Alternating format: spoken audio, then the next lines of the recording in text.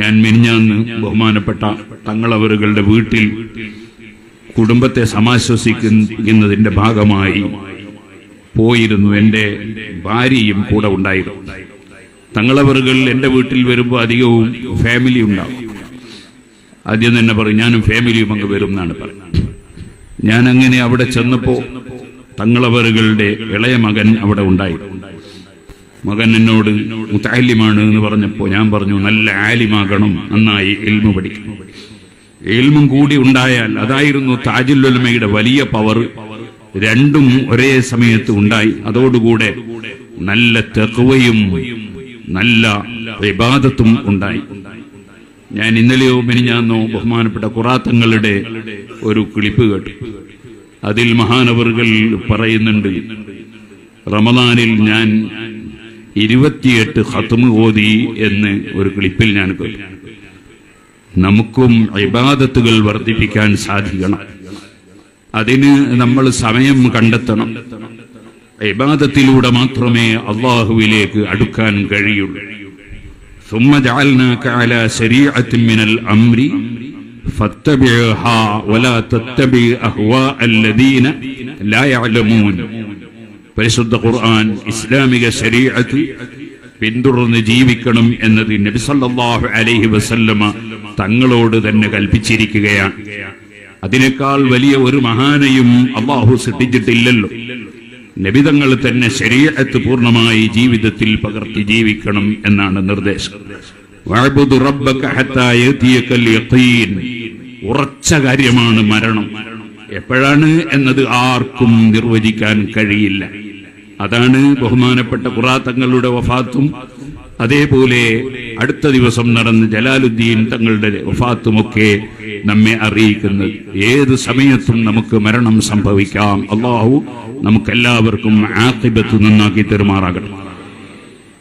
ആ മരണം വരുന്നത് വരെ ഇബാദത്തെടുക്കണം എന്നാണ് ഖുർആൻ കൽപ്പിച്ചിട്ടുള്ളത്. മനസ്സ് തെറ്റിപ്പോയ ചിലരുണ്ട്. ആ മനസ്സ് അവരുടെ അഖലിനെ നിയന്ത്രിക്കാൻ സാധിക്കാത്ത വിധം അവർ അല്ലാഹുവിൽ ലയിച്ചുപോയ ചില മഹാന്മാരുണ്ട്. അത്തരം ആളുകൾ ചിലപ്പോൾ ബാഹ്യമായി ഇബാദത്ത് കണ്ടില്ലെങ്കിലും അവരെ നമുക്ക് വിമർശിക്കാൻ പാടില്ല. അതാണ് നേരത്തെ CM ഇബ്രാഹിം സാഹിബ് പറഞ്ഞതെന്ന് ഞാൻ മനസ്സിലാക്കുന്നു. അല്ലാതെ നിസ്കരിക്കാത്ത ഏത് കള്ളന്മാരെയും പിന്തുടരണം എന്നല്ല. അങ്ങനെ ആരും തെറ്റിദ്ധരിക്കുകയും ചെയ്യരുത്. അതേ സമയത്ത് അല്ലാഹുവിന്റെ ഔലിയാക്കളിൽ മജ്ദൂബുകളുണ്ട്. അതേപോലെ തന്നെ ചിലർ അഖ്ലി അവർക്ക് വലബത്തായി പോയവർ ഉണ്ട് എന്ന് ഇമാമിയങ്ങൾ വിശദീകരിച്ചിട്ടുണ്ട്. അവരെ നാം നിസ്സാരപ്പെടുത്താൻ പാടില്ല. അവർ അവരുടെ മനസ്സ് അല്ലാഹുവിൽ ലയിച്ചതിനാൽ, ഇങ്ങനെയുണ്ടല്ലോ, മറന്നുപോയാൽ, വിഷയം ഓർമ്മയില്ലാതിരുന്നാൽ, അപ്പൊ അങ്ങനെയുള്ള ചില മഹാന്മാർ ഉണ്ടാകാം. അവരെ നിഷേധിക്കുകയും ചെയ്യരുത്. അതേസമയം ഇസ്ലാമിക ശരീഅത്ത് പിന്തുടർന്ന് ജീവിക്കുക എന്ന് പറയുന്നത്, ഇബാദത്ത് ചെയ്യുക എന്നത് അല്ലാഹു തആല അതിനു വേണ്ടിയാണ് മനുഷ്യനെ പടച്ചത് തന്നെ. വമാ ഖലഖതുൽ ജിന്ന വൽ ഇൻസ ഇല്ലാ ലിയഅ്ബുദൂൻ. മനുഷ്യനെയും ജിന്നിനെയും ഇബാദത്തിന് വേണ്ടിയല്ലാതെ പടച്ചിട്ടില്ല എന്ന് ഖുർആൻ അസന്നിഗ്ധമായി പറഞ്ഞത്. ഇബാദത്ത് വർദ്ധിപ്പിച്ചു. താജുൽ ഉലമ അങ്ങനെയായിരുന്നു. ഏത് യാത്ര കഴിഞ്ഞു വന്നാലും അവിടുന്ന് തഹജ്ജുദ് നിസ്കാരത്തിന് എഴുന്നേൽക്കും. അതേപോലെ ഏത് സമയത്തും ഖുർആനോത്തിൽ മുഴുകും.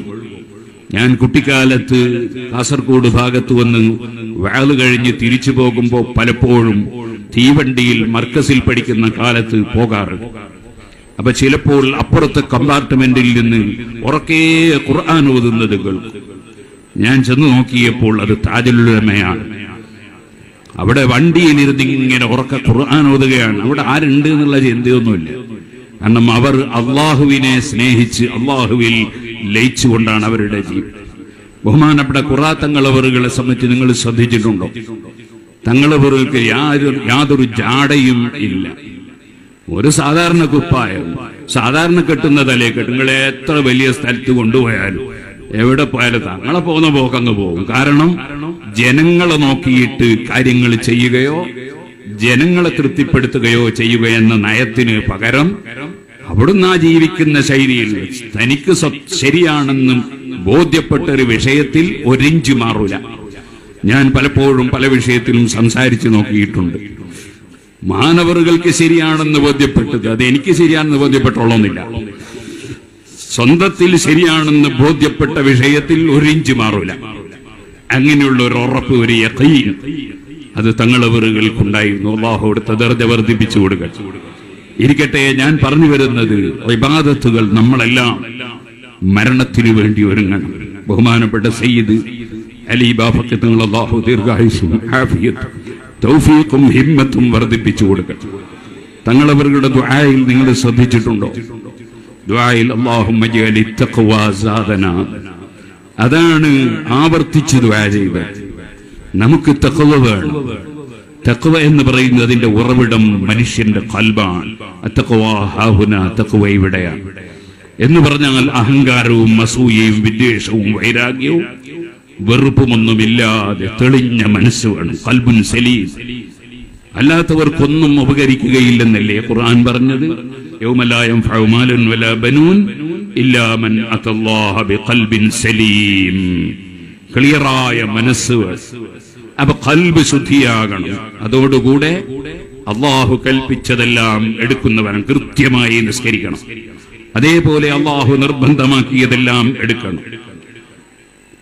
നബി സല്ലല്ലാഹു അലൈഹി വസല്ലം തങ്ങൾ അള്ളാഹുവിങ്കിൽ നിന്ന് ഉദ്ധരിച്ചുകൊണ്ട് ഖുദ്സിയായ ഹദീസ് പഠിപ്പിച്ചില്ലേ? വമാ തഖറബ ഇലയ്യ അബ്ദി ബിശൈഇൻ അഹബ്ബ ഇലയ്യ മിമ്മ അഫ്തറതുഹു അലൈഹി.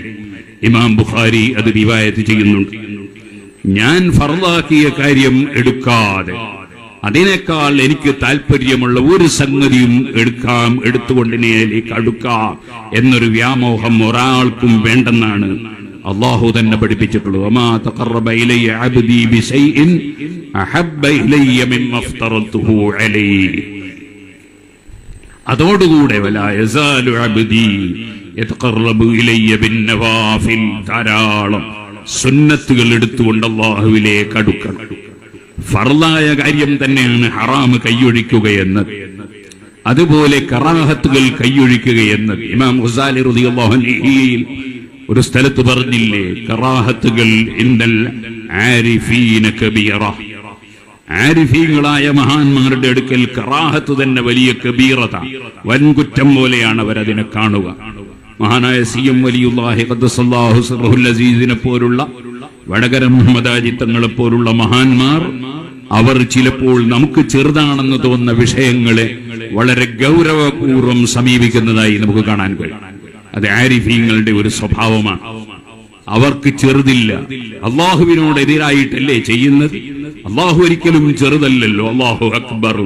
അതുകൊണ്ട് അള്ളാഹുവും അള്ളാഹുവിന്റെ റസൂൽ സല്ലല്ലാഹു അലൈഹി വസല്ലം തങ്ങളും കൽപ്പിച്ചതിനെതിരെ ചെയ്യുന്നതെല്ലാം അവർ വലിയ സംഗതിയായിട്ടാണ് കാണുക. നമ്മളെപ്പോഴും നല്ല സ്വഭാവമുള്ളവരാണ്. അള്ളാഹുവിന്റെ റസൂൽ സല്ലല്ലാഹു അലൈഹി വസല്ലം തങ്ങളെയും അവിടുത്തെ അഹ്ലു ബൈത്തിനെയും സഹാബത്തിനെയും അതുപോലെ അയിമ്മത്തിനെയും ഉലമാഇനെയും മുതഅല്ലിമീങ്ങളെയും മുഅ്മിനീങ്ങളെയും സ്നേഹിക്കുന്നവരായി നമ്മുടെ ജീവിതം നയിക്കാൻ അല്ലാഹു തൗഫീഖ് നൽകട്ടെ. ഞാൻ നീട്ടി സംസാരിക്കുന്നില്ല. തഖ്വയാണ് ഏതൊരാളുടെയും വിജയത്തിന്റെ നിദാനം. ഇന്ന അക്രമക്കും ഇൻദല്ലാഹി അത്ഖാക്കും. ഏറ്റവും തഖ്വയുള്ളവരാണ് നിങ്ങളിൽ ഏറ്റവും കറാമത്തുള്ളവർ എന്നല്ലേ ഖുർആൻ പറഞ്ഞിട്ടുള്ളത്. അതുകൊണ്ട് തഖ്വ നമുക്കെല്ലാവർക്കും നമ്മുടെ കൈമുതലായിരിക്കണം. തഖ്വ എന്ന് പറയുന്നത് ആ തഖ്വ കൈമുതലാക്കി ഉലമാഇനെ അംഗീകരിച്ചുകൊണ്ട് ജീവിക്കും.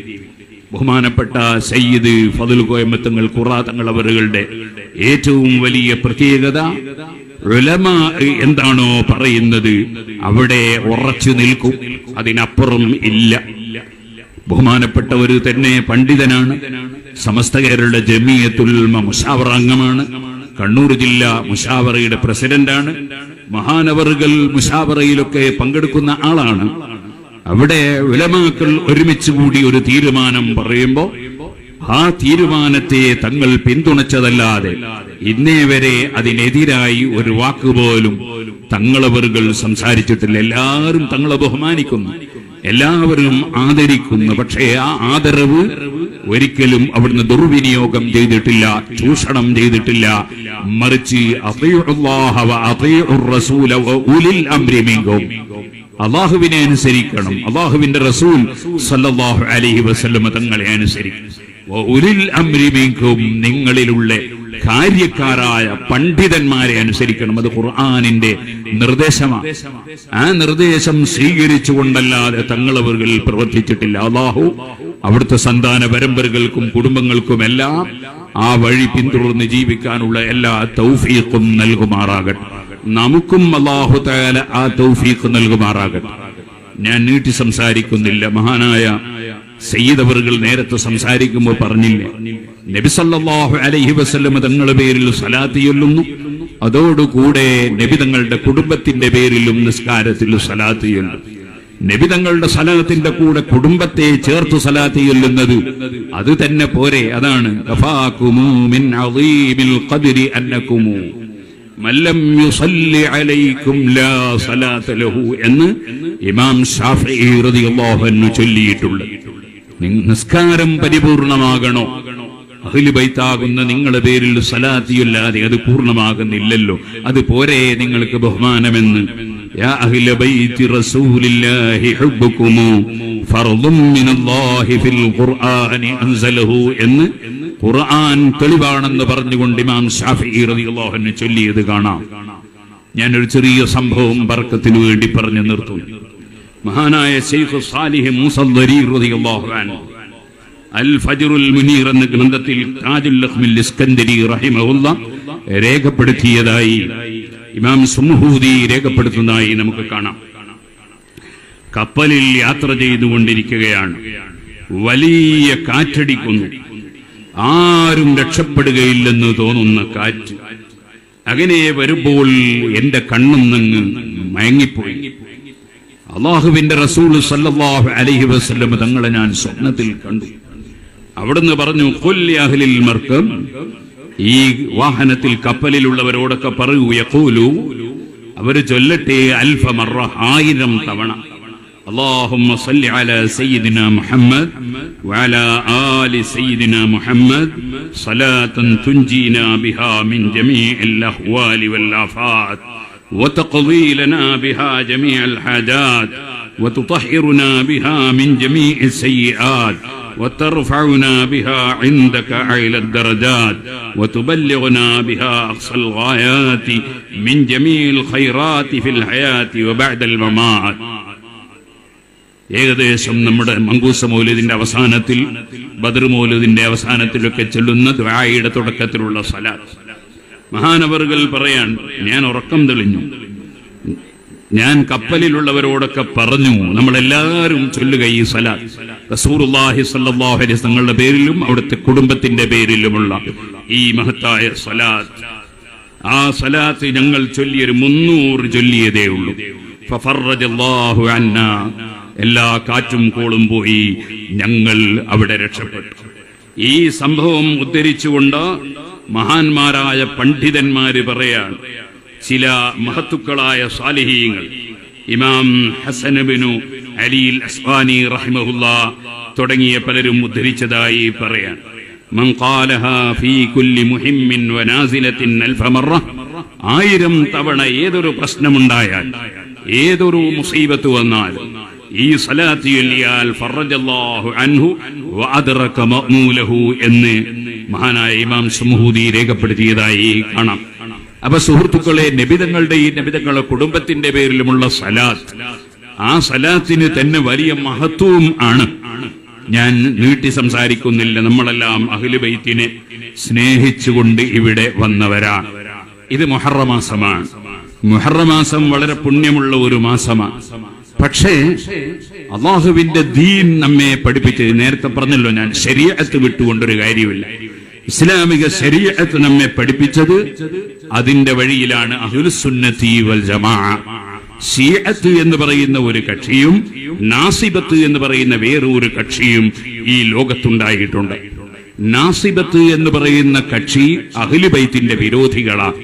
ശിയഅത്ത് എന്ന് പറയുന്ന കക്ഷികൾ അഹ്ലു ബൈത്തിനെ സ്നേഹിച്ചത് ശരീഅത്ത് മറികടന്നുകൊണ്ടുള്ള സ്നേഹപ്രകടനവുമാണ്. രണ്ടും പിഴച്ച കക്ഷികളാണ്. ഈ രണ്ട് വഴിയും സുന്നത്ത് ജമാഅത്തിന്റെ വഴിയിൽ ഇല്ല.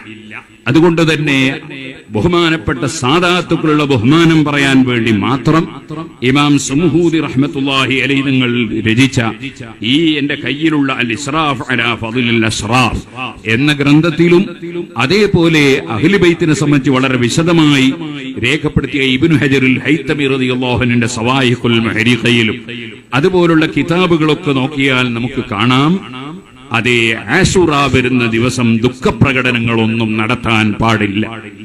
അന്ന് പ്രത്യേകം സുർമയിടൽ വരെ പാടില്ല. അന്നത്തെ ദിവസം നാം മുസീബത്തിന്റെ പേരിൽ ക്ഷമിച്ചവരാകണം. ഇന്നാ ലില്ലാഹി വ ഇന്നാ ഇലൈഹി റാജിഊൻ എന്ന് മുസീബത്തിന്റെ പേരിൽ അള്ളാഹു തന്നതിനെ പൊരുത്തപ്പെട്ട് അംഗീകരിച്ച്, അങ്ങനെയാണല്ലോ വല്ലദീന സബറു ഇബ്തിഗാഅ വജ്ഹി റബ്ബിഹിം, റബ്ബിന്റെ വജ്ഹിനെ കരുതി അള്ളാഹുവിന്റെ തീരുമാനത്തിൽ പൊരുത്തപ്പെടുന്നവർ. അതാണല്ലോ ശരിയായ ക്ഷമയെന്ന് പറയുന്നത്. ആ ക്ഷമയാണ് നമ്മൾ എവിടെയും കൈക്കൊള്ളേണ്ടത്. പൊറുതികേടുകളൊന്നും നമുക്ക് കാണിക്കാൻ നിർവാഹമില്ല. കാരണം എല്ലാം തരുന്നവൻ അള്ളാഹുവാണ്. ആ അള്ളാഹു എന്തു തന്നാലും ഞാൻ അതിൽ സംതൃപ്തനാണ് എന്നതാണ് ഒരു മുഅ്മിനായ മനുഷ്യന്റെ സ്വഭാവം. അജബല്ലി അംരിൽ മുഅ്മിനി അൽ അംറു കുല്ലുഹു ലഹു ഖൈർ ഇൻ അസാബതുഹു സറാഉ ശകറ ഫകാന ഖൈറൻ ലഹു വ ഇൻ അസാബതുഹു ദറാഉ സബറ ഫകാന ഖൈറൻ ലഹു എന്നല്ലേ നബി സല്ലല്ലാഹു അലൈഹി വസല്ലം പഠിപ്പിച്ചത്. അപ്പൊ ഏത് പ്രയാസം വരുമ്പോഴും അവിടെ ക്ഷമിച്ചു നിൽക്കണം.